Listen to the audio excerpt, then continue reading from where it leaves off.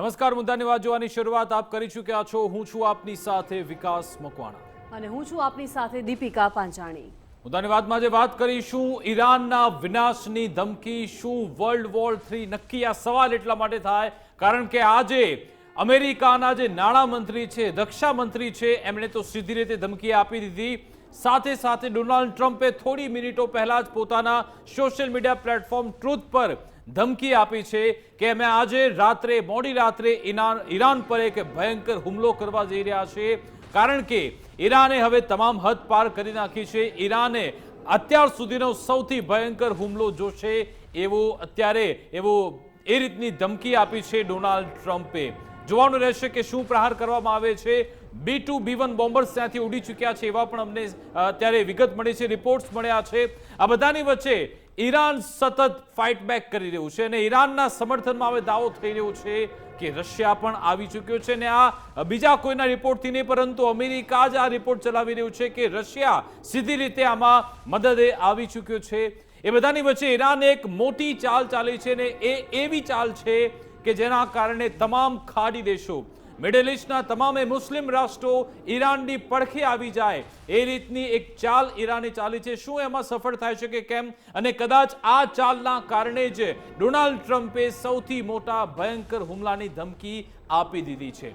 બીજી સૌથી મહત્વની બાબત એ છે કે ઈરાન તરફથી કહેવામાં આવ્યું છે કે મિડલ ઇસ્ટના દેશો અમે તમારી માફી માંગી છે। આખરે કેમ માફી માંગી એ વિશે પણ વાત કરીશું। અને બીજી સૌથી મહત્વની બાબત કે જ્યારે ઈરાન દાવો કરતું હોય કે સ્ટ્રેટ ઓફ હોર્મુઝ એને અમે કંટ્રોલ તો નથી કર્યો, પણ જે છેલ્લા એક સપ્તાહનો ડેટા આવ્યો છે ત્યાંથી લગભગ 100 જેટલી જ શિપ પસાર થઈ રહી છે, એટલે કે એમાં ઘટાડો આવ્યો છે અને એના કારણે જે ઓઇલ સપ્લાય છે, ગેસ સપ્લાય છે, એમાં પણ અત્યારે વિઘ્ન આવી રહ્યા છે।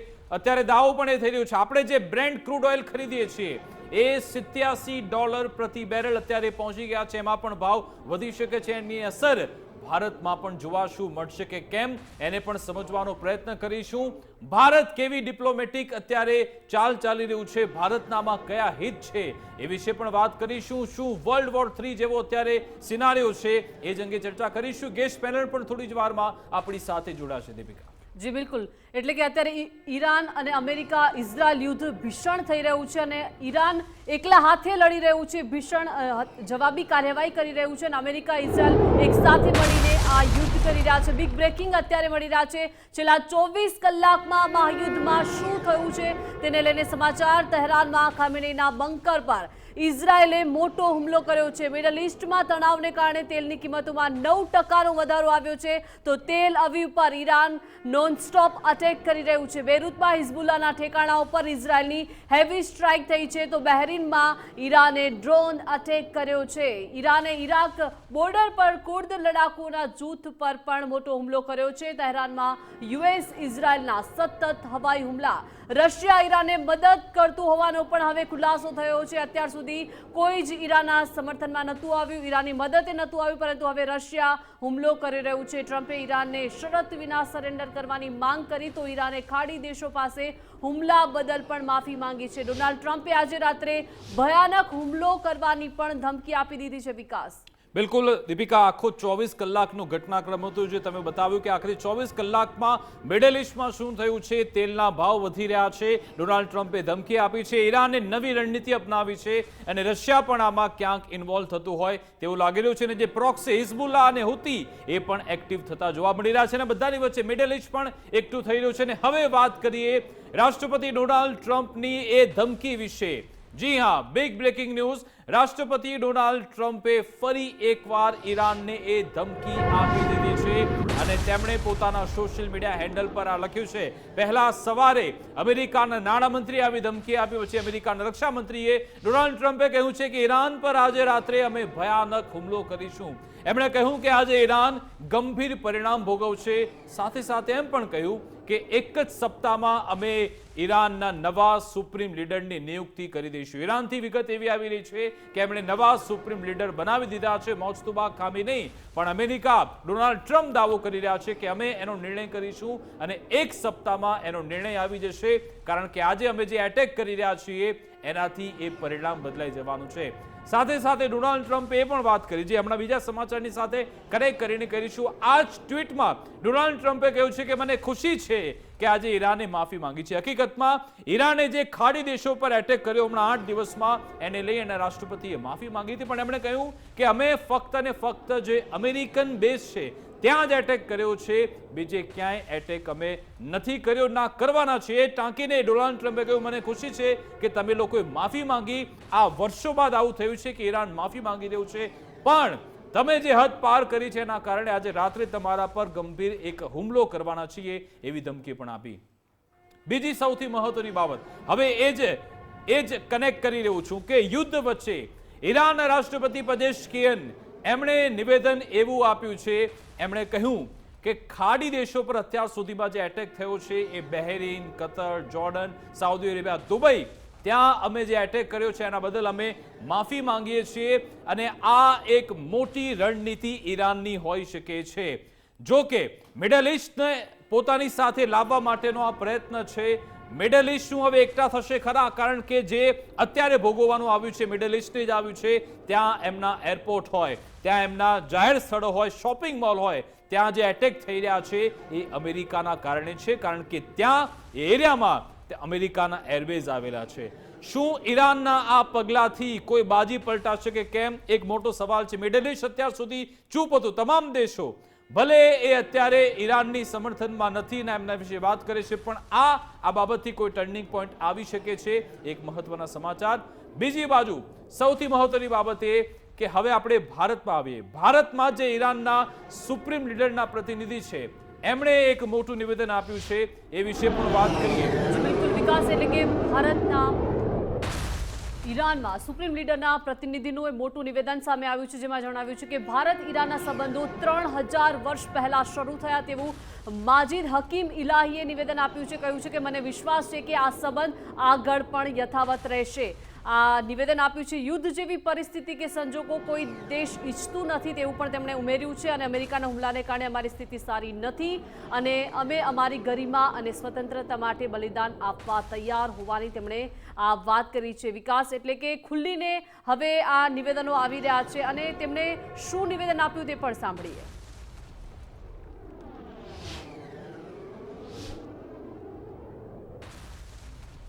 No one wants this situation and these circumstances, but we are forced to have this situation. Our situation is not good. Our condition is not good. We were attacked by United States and Zionist regime, unjust, and we have to defend ourselves, and we sacrifice for our land. We sacrifice for our dignity, we sacrifice for our morality, we sacrifice for our independence. Actually, the relationship and friendship between Iran and India beyond this time. Our relationship started 3,000 years ago, and our people conducted Indian people by cultural, by had communication with them by cultural, civilization, philosophy, and spiritual matter. So this, our relationship will continue, I'm sure. તો ભારતના જે પ્રતિનિધિ છે supreme લીડરના ઈરાનના, એમણે કહ્યું છે કે આ વર્ષો ભારત સાથેના સંબંધો તો 3000 વર્ષ જૂના છે. એ કલ્ચરલ પણ છે, સિવિલાઇઝ પણ છે, અને સાથે સાથે એમણે વાત કરી કે ઘણા બધા એવા પ્રોજેક્ટ છે ભારત અને ઈરાને સાથે મળીને કરેલા છે. એમાં ચાબહાર પોર્ટની વાત કરી કે જેમાં ઈરાને આપણી મદદ કરી છે. જે એક સમયગાળો હતો કે જ્યારે તમામ મુસ્લિમ રાષ્ટ્રો એ જ્યારે કાશ્મીરનો મુદ્દો લઈને આવ્યા હતા ત્યારે ઈરાને આપણી મદદ કરી હતી. સાથે સાથે આપણે એમની પાસેથી તેલ ખરીદતા હતા, આપણું એ સસ્તા ભાવે આપણને તેલ મળતું હતું, રૂપીસમાં આપણે પેમેન્ટ કરતા હતા. આ રીતના આપણા સંબંધો છે અને આ જે સંબંધો છે હજારો વર્ષ જૂના છે, એમાં કોઈ આંચ નહીં આવે એ રીતનો સંકેત પણ એમના તરફથી આપવામાં આવ્યો. અને આ બધાની વચ્ચે હવે મોટા સમાચાર કે ઈરાનની સાથે કોણ છે એ જવાબ કદાચ મળી ગયો છે. અમેરિકા, ઇઝરાયલ અને ઈરાન યુદ્ધને લઈ અત્યાર સુધીના મોટા સમાચાર છે. શું હવે ઈરાનની પડખે મિત્ર આવી ગયો છે? જી હા, યુદ્ધમાં ઈરાનની મદદ કરી રહ્યું છે રશિયા. ઈરાનને ગુપ્ત માહિતી આપી રહ્યું છે રશિયા. એ દાવો કર્યો છે વોશિંગ્ટન પોસ્ટે કહ્યું કે રશિયા અપ્રત્યક્ષ રીતે આ યુદ્ધમાં જોડાઈ ગયું છે. તો કેવી રીતે? અમેરિકાના જેટલા પણ એવા ઠેકાણાઓ છે, સૈન્ય ઠેકાણાઓ છે, એનું real time location, strategic location એની ઇન્ફોર્મેશન રશિયા આપી રહ્યું છે ઈરાનને, અને એની મદદથી જ જે પિન પોઈન્ટ હુમલા થઈ રહ્યા છે અમેરિકા પર, એની પાછળ રશિયા જવાબદાર છે એવું વોશિંગ્ટન પોસ્ટે દાવો કર્યો છે. તમને ખબર છે કે THAAD સિસ્ટમ એટલે એડવાન્સ સિસ્ટમ છે, ડિફેન્સ સિસ્ટમ, જેને ઈરાને તોડી પાડી છે, અને કહેવાય રહ્યું છે કે એમાં પણ એ તમામ સેટેલાઇટની મદદ હોય કે પછી ઇન્ટેલિજન્સની મદદ હોય, એ તમામ રશિયા પૂરું પાડી રહ્યું છે. એ દાવો થઈ રહ્યો છે.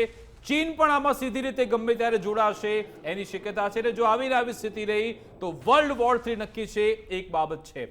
હવે બીજા મહત્વના સમાચાર પર નજર કરીએ, પણ ખૂબ જ મહત્વ છે કે મિડલ ઇસ્ટ, એક બાજુ ઈરાનના રાષ્ટ્રપતિએ વિનંતી કરી, માફી માંગીને હવે અરબ દેશો પણ સક્રિય થયા. જી બિલકુલ, અરબ દેશો પણ સક્રિય થયા છે. ઈરાન યુદ્ધને લઈને અરબ દેશ ખૂબ જ સક્રિય થયા છે, અને અરબ લીગની બોલાવવામાં આવી છે ઇમરજન્સી બેઠક. જી હા, ઇમરજન્સી બેઠક બોલાવવામાં આવી છે, અને ઈરાનના હુમલાઓને લઈને બેઠકમાં ચર્ચા થશે. Kuwait, Saudi Arab, Qatar, Oman, Jordan અને ઇજિપ્તે સંયુક્ત રીતે આ બેઠક બોલાવી છે, અને આ બેઠકમાં હવે આગળ રણનીતિ ઘડવામાં આવશે, ચર્ચાઓ થશે, કેમ કે અરબ દેશોના વિદેશ પ્રધાન આ બેઠકમાં ઉપસ્થિત રહેવાના છે. વિડીયો કોન્ફરન્સના માધ્યમથી આ બેઠક મળશે, ઉપસ્થિત રહેશે, અને આ યુદ્ધમાં આગળ શું કરવાનું છે અને તેને લઈને આ બેઠકમાં ચર્ચાઓ થશે. વિકાસ બિલકુલ, અને આ જ અંગે આપણે ચર્ચા કરવાના છીએ. આપણી સાથે રિટાયર્ડ કેપ્ટન જયદેવભાઈ જોશી જોડાઈ ગયા છે, એમની સાથે હમણાં વાત કરીશું. જયદેવજી, ગુજરાત ફર્સ્ટમાં આપનું સ્વાગત છે. તો આ તમામ સમીકરણ, એક તો ઈરાને માફી માંગી અને મિડલ ઇસ્ટની બેઠક પણ થવાની છે, બધાની વચ્ચે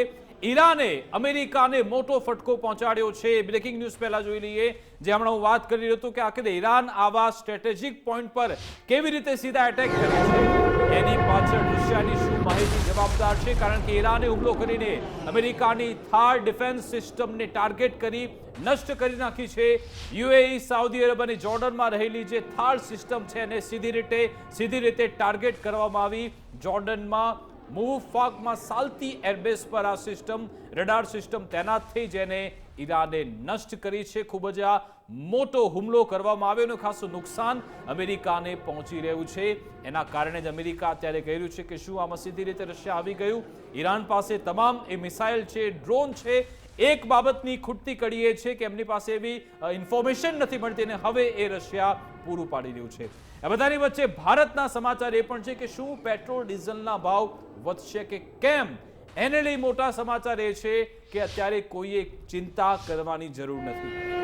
યુદ્ધ વચ્ચે જે સવાલ હતો કે ઈંધણના ભાવમાં વધારો થશે, તેને લઈને હવે સમાચાર એ મળી રહ્યા છે કે કોઈ જ ચિંતા કરવાની જરૂર નથી. પેટ્રોલ ડીઝલના ભાવમાં કોઈ જ વધારો નથી થવાનો. સરકારે ક્રૂડ ઓઇલની આયાત 10% વધારી દીધી છે. જી હા, 10% આયાત વધારી છે, અને હોર્મુઝ સ્ટ્રેટ સિવાયના અન્ય સ્ત્રોતોમાંથી આ ખરીદી હવે વધશે, અને ક્રૂડ ઓઇલની આયાત હવે 60થી વધીને 70% પહોંચી ગઈ છે. એટલે કે સરકારે 10%નો વધારો કરી દીધો છે. ભારતની ઉર્જા સ્ટોકની સ્થિતિ સુધરી રહી હોવાની પણ અત્યારે સૂત્રો તરફથી વિગતો મળી રહી છે. એલપીજીના ભાવે વધારાના આરોપોને હવે ફગાવ્યા છે. રૂટ ખુલતા જ કતાર એલપીજી પુરવઠો શરૂ કરશે. અન્ય દેશોમાંથી એલપીજીની ઓફર મળી હોવાની પણ અત્યારે સરકાર તરફથી માહિતી સામે આવી છે, અને ભારત પાસે એલપીજીનો વધારાનો સ્ટોક પણ ઉપલબ્ધ છે. એટલે કે 10% હવે આયાતમાં વધારો સરકારે કર્યો છે. એટલે કે હવે પેટ્રોલ ડીઝલના ભાવ જે વધવાના હતા તેને લઈને જે લોકોને ચિંતા હતી તે ચિંતા કરવાની જરૂર નથી.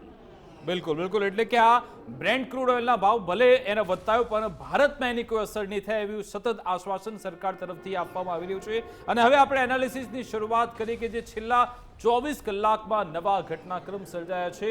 જયદેવભાઈને આપણે સ્ક્રીન પર લાવી દઈએ, એમની સાથે સંવાદ કરીએ. જયદેવજી, તહેરાન પર સતત એટેક થઈ રહ્યા છે, એની વચ્ચે ઈરાનના રાષ્ટ્રપતિ પેઝેશ્કિયાન સામે આવે, એમણે કહ્યું કે મિડલ ઇસ્ટના દેશોની હું માફી માંગુ છું જેમના પર એટેક થયો, હવે તમારા પર કોઈ જ એટેક નહીં થાય. આ ખૂબ જ મોટું સ્માર્ટ મૂવ છે. એની સામે અમેરિકાએ આજે ડોનાલ્ડ ટ્રમ્પે ચેતવણી આપી, હમણાં જ ટ્વીટ કર્યું કે આજે રાત્રે ભીષણ એટેક કરવા અમે જઈ રહ્યા છીએ. શું ઈરાનના મૂવ એના કારણે આ ટ્વીટ આવ્યું છે કે એની પાછળ બીજો જ કોઈ ઘટનાક્રમ છે? આપ એને કેવી રીતે મૂલવું છો?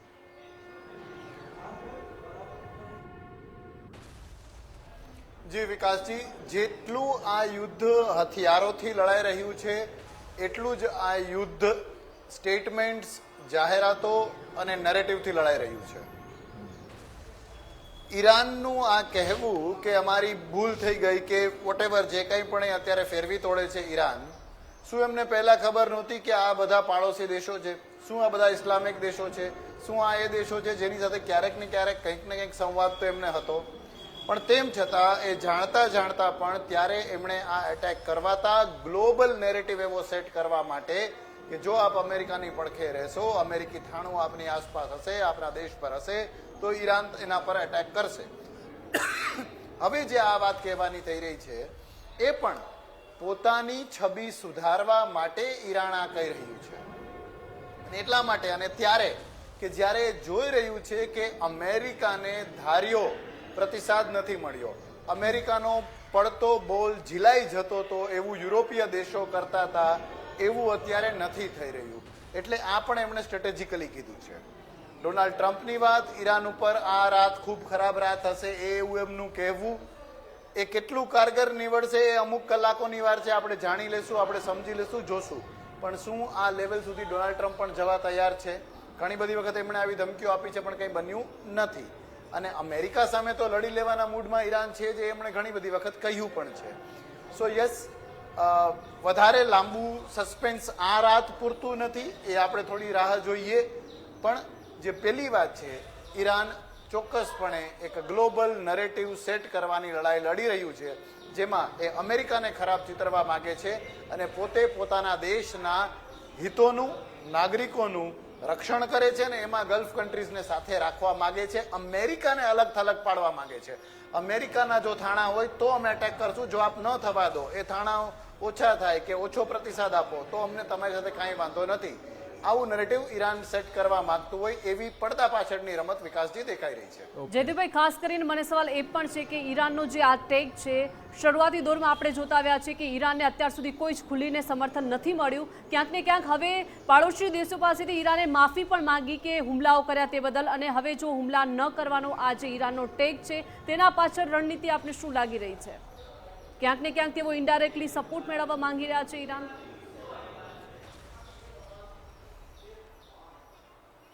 જી, કદાચ ઈરાન એ પણ જાણે છે કે ડાયરેક્ટ કે ઇનડાયરેક્ટ સપોર્ટ ગલ્ફના દેશો તેને નહીં આપે. સાઉદી અરેબિયા, યુનાઇટેડ અરબ એમિરેટ્સ, જ્યાં દુબઈ છે, અને કતર, આવા કેટલાય દેશો જ્યારે પહેલેથી જ ઈરાન વિરોધમાં હોય અને ઇઝરાયલની સાથે એમણે MOU કરેલા હોય, તો આવી સ્થિતિમાં ઈરાનને એમની પાસેથી મદદની અપેક્ષા નથી. પણ ગ્લોબલ દેશો, જેને માટે એક શબ્દ વપરાતો હોય છે જેને ફેન્સ સિટર્સ એવું કે કોઈ દિવાલ, કમ્પાઉન્ડ વોલ પાડી એની પર બેઠા છે, આ તરફ જશે કે પેલી તરફ ઢળશે, એ જે અસમંજસમાં છે એવા લોકો સામે અને ગ્લોબલી એક ઈરાન ચોક્કસપણે એક નેરેટિવ સેટ કરવા માંગે છે કે અમારી મદદ કરો, અમને મદદની જરૂર છે અને અમે ખૂંખાર નથી, અમે વોર ક્રિમિનલ નથી, આવું એક પોતાનું સારું નેરેટિવ સેટ કરવા માંગે છે. પણ તમે હમણાં કહ્યું કે ડોનાલ્ડ ટ્રમ્પ એ જે કહે છે એને આપણે માનીએ કે કેમ, પણ થોડો નજીકનો જ ભૂતકાળ જોઈ લે તો એ વેનેઝુએલાથી લોહી ચાખી ચૂક્યા છે. અગાઉ જ ઈરાનમાં એ B-2 બોમ્બર્સ એમણે મોકલ્યા અને પછી એમણે મિડનાઇટ હેમર ઓપરેશન ચલાવ્યું હતું. આજે સમાચાર એ છે કે B-2 spirit, B-1 Lancer, B-52 આ તમામ પણ એ ફરી એકવાર ત્યાં મોકલી રહ્યા છે. અને આજે તો રક્ષામંત્રી, અમેરિકાના નાણામંત્રી, રાષ્ટ્રપતિ પોતે આવી વાત કહી ચૂક્યા છે. શું આજે રાત્રે કંઈક એવું થવાનું છે? આપને લાગે છે ખરા એવું? આપણે, કારણ કે લાસ્ટ ટાઈમ પણ આપણે એવી ચર્ચા કરતા હતા, આપણે એને નકારી હતી, પણ પછી રાત્રે આવા અટેક તો થયા જ હતા.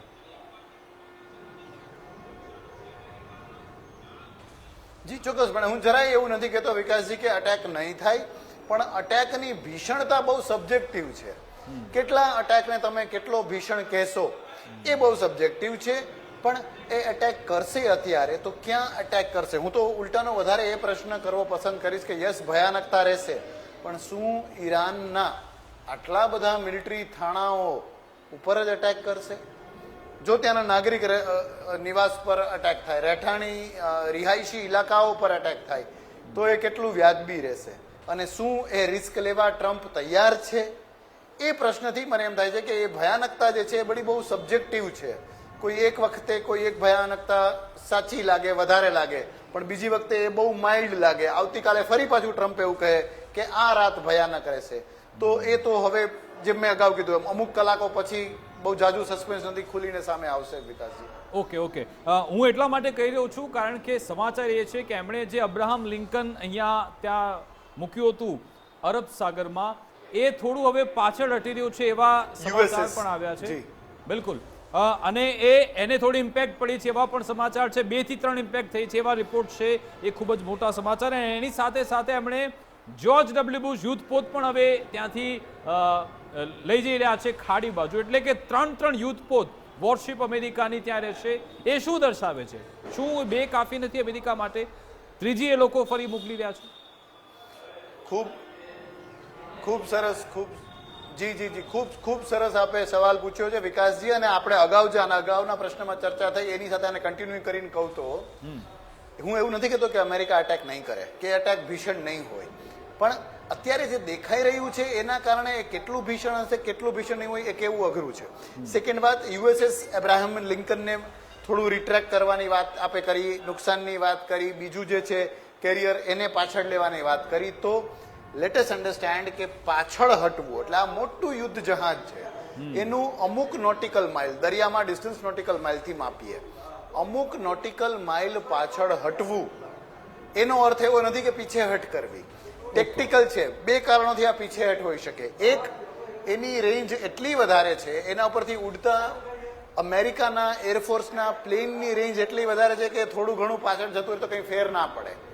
એટલે એક તો આ એવો નેરેટિવ સેટ થાય કે પાછળ હટે છે પણ યસ એની તાકાતથી એ ફરી પાછું અટેક કરે, આ એક નેરેટિવ. બીજું, એ પાછળ એટલે હટે છે કદાચ કે ઈરાનની 300, 500, 700 આવા કિલોમીટરોની રેન્જ વાળી મિસાઇલ જે છે એની મારક ક્ષમતા રેન્જથી એ દૂર જવા માંગે છે કે કમસે કમ એ 500 કિલોમીટર સપોઝ કે એની રેન્જમાં ના આવે, એથી એ દૂર જતું રહે. એટલે સ્વરક્ષણ માટે અને સારો અટેક થઈ શકે એના માટે આ થોડી પીછેહટ છે, એવું પણ હોઈ શકે. અને which adds to what you are saying કે ખરેખર વેનેઝુએલાના એક્ઝામ્પલથી કે કોઈ પણ રાત ભીષણ હોય અને બોલે અને અટેક કરે તો ખરેખર અટેક કરશે. જોઈએ. ઓકે, રશિયા આમાં ઇન્વોલ્વ થઈ ચૂક્યું છે એવું અમેરિકા વોશિંગ્ટન પોસ્ટ સીધી રીતે કહી રહ્યું છે કે રશિયા પ્રત્યક્ષ રીતે અને અપ્રત્યક્ષ રીતે આમાં ઈરાનને મદદ કરી રહ્યું છે. તમામ જે ઇન્ફોર્મેશન છે એ અહીંયા ઈરાનને મળી રહી છે. જેટલા પણ સ્ટ્રેટેજિક હુમલા થયા, પિન પોઈન્ટ હુમલા થયા, એની પાછળ રશિયા જવાબદાર છે. આપને લાગે છે એવું રશિયા સીધી રીતે આમાં મદદ કરી રહ્યું છે કે પછી આ ફક્ત એક નેરેટિવ છે કે ભાઈ રશિયામાં છે એવું પ્રસ્થાપિત કરવા માટે અમેરિકા આવું કરી રહ્યું છે?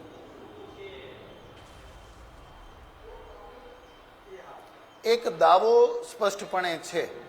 હવે દાવાની સાતત્યતા અને એની સત્યતાની પુષ્ટિ કરવી એ કદાચ હજી થોડું પ્રીમેચ્યોર કહેવાશે, એટલે એના ઉપર આપણે કોમેન્ટ નહીં કરીએ. પણ મેં પહેલા દિવસે પણ કીધું, હજી પણ હું કહું છું, રશિયા અને જો પોતાનો હિત સચવાય તો એ સ્ટેટ ઓફ હોર્મુઝમાંથી શિપ કાઢવી હોય, જેની એકવાર પ્રયત્ન કરી લીધો, અથવા અમેરિકાને ખરાબ પેઇન્ટ કરવાની વાત આવે તો ચાઇના પણ પરોક્ષ રીતે મદદ કરશે. કારણ કે પરમ દિવસના એ ઇનપુટ હતા આપણા સૌ પાસે કે સ્ટ્રેટ ઓફ હોર્મુઝમાંથી ચાઇનીઝ ટેન્કર્સને કાઢી લેવાની વાટાઘાટો ચાઇના કરી રહ્યું છે.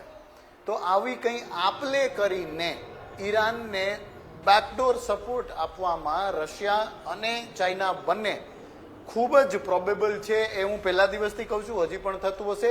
પુષ્ટિ કરી શકાય એટલી માહિતી અત્યારે છે નહીં વિકાસજી, પણ definitely at some point in time ક્યાંક ને ક્યાંક તો આપ જોજો, ક્યાંય કશે નહીં તો સંયુક્ત રાષ્ટ્રની સિક્યોરિટી કાઉન્સિલની મીટિંગમાં રશિયા અને ચાઇના, અમેરિકા અને ઇઝરાયલની વિરોધના ખરડામાં ઊભા હશે.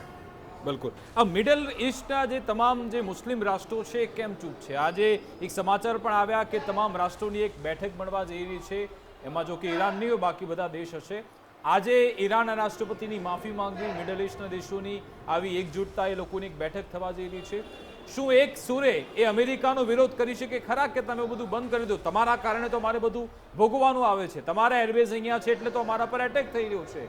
શું આ એક તમામ રાષ્ટ્રો અમેરિકાનો વિરોધ કરે, આ એક એવી કલ્પના કરી રહ્યો છું જે કદાચ મુશ્કેલ છે, પણ એવું થઈ શકે ખરા? તો આ બધું અટકે આપને લાગે છે?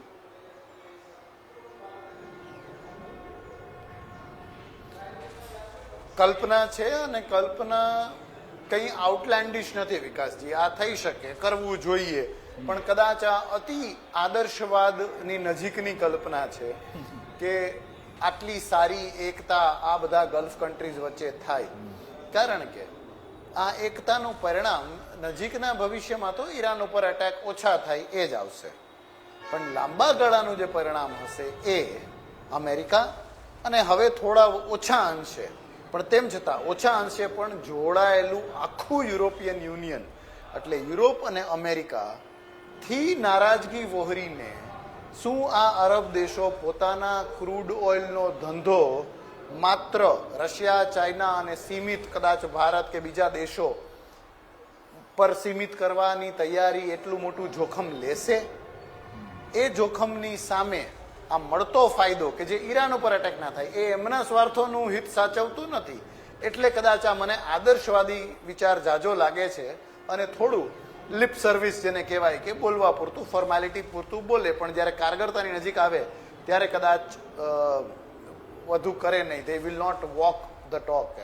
ઓકે ઓકે, હવે છેલ્લો પ્રશ્ન, કારણ કે કેમ કે ડોનાલ્ડ ટ્રમ્પે આજે ધમકી આપી છે કે આજે ભીષણ હુમલો કરવાના છીએ, અને એક વાત એમણે એ પણ હમણાં જ કરી નાખી કે ઈરાન પરમાણુ બોમ્બ જો એના હાથમાં હોત તો એ અમારા પર એટેક કરી દેત. આજે હમણાં જ ડોનાલ્ડ ટ્રમ્પે આ નિવેદન આપ્યું છે. શું પરમાણુ હથિયારનો ઉપયોગ ડોનાલ્ડ ટ્રમ્પ કરી શકે છે ખરા અહીંયા આ સ્થિતિમાં? આપનું એવું આકલન છે ખરા? આપને એવું લાગે છે ખરા? કારણ કે આ સંકી ડોનાલ્ડ ટ્રમ્પ છે, શું એ દિશામાં જઈ શકે છે ખરા?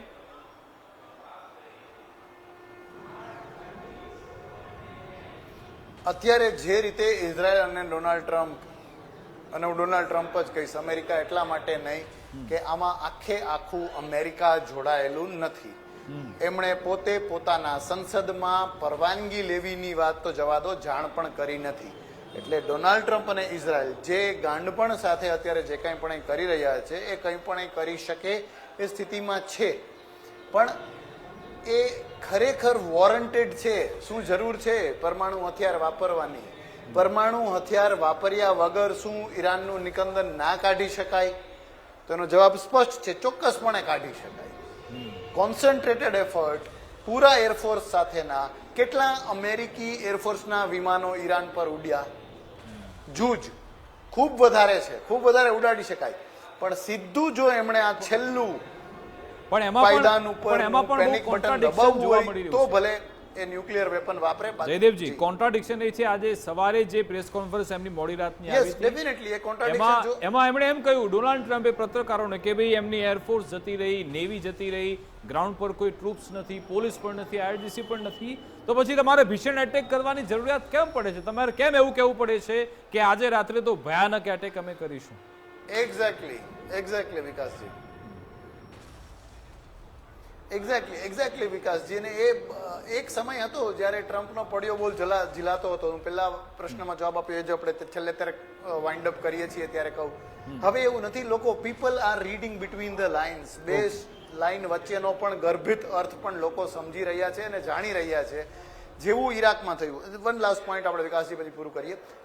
ઈરાકમાં જેવું થયું કે weapons of mass destruction, massive જનસંહારના હથિયારો સદ્દામ હુસેન પાસે છે, એના ઉપર જ આખી લડાઈ લડાણી, બધું થઈ ગયું. સદ્દામ હુસેનના અને ઈરાકી સરકારના ઘરો, એમના હથિયારો, એમના સૈન્ય થાણાઓ, એમના બાથરૂમ સુધી ચેક કરી લેવાયા, લૂંટી લેવાયા, પણ કોઈ વેપન ઓફ માસ ડિસ્ટ્રક્શન મળ્યું નહોતું. એવું જ કંઈક ઈરાનના કેસમાં પણ થશે કદાચ. આઈ એમ કીપિંગ માય ફિંગર્સ ક્રોસ. ના હોય તો સારું, જે હું માનું છું નહીં હોય. ઈરાન પાસે એટલી મોટા પ્રમાણમાં પરમાણુ હથિયાર નથી. આ માત્ર એમનું ગાંડપણ છે જે લડાઈને આ દિશામાં અને આટલી ભીષણતા તરફ ધકેલી રહ્યું છે. જી જી, બિલકુલ બિલકુલ. આભાર જયદેવજી, અમારી સાથે જોડાયા, વાતચીત કરી તે બદલ આપનો ખૂબ ખૂબ આભાર. સમય ફાળવવા બદલ આપનો આભાર.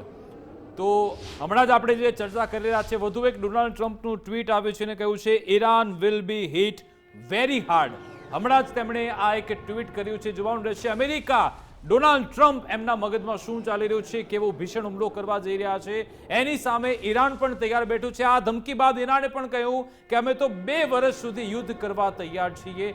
હવે આ મિડલ ઇસ્ટમાં જે આગ જોવા બની રહી છે, શું એ શાંત થશે કે પછી ઓર વધારે ભયાનક થશે, એના પર નજર રહેશે. આશા રાખીએ કે યુદ્ધની પરિસ્થિતિ એકદમ શાંત થઈ જાય. ભલે આ બંને તમામ દેશો લડી રહ્યા છે, બધું શાંત બધું થઈ જાય, પણ જે રીતે સનકી ડોનાલ્ડ ટ્રમ્પ આગળ વધી રહ્યા છે એનાથી લાગતું નથી. તમામ દેશો આગળ વધીને એમાં નિરાકરણ લાવે. જરૂરી જોવાનું રહેશે અમેરિકા કેવો પ્રહાર કરે છે અને ઈરાન એના પર વળતો કેવો જવાબ આપે છે. વિશેષ રજૂઆત અંતર્ગત બસ આટલું જ. આપ જોતા રહો ગુજરાત ફર્સ્ટ ન્યૂઝ. નમસ્કાર.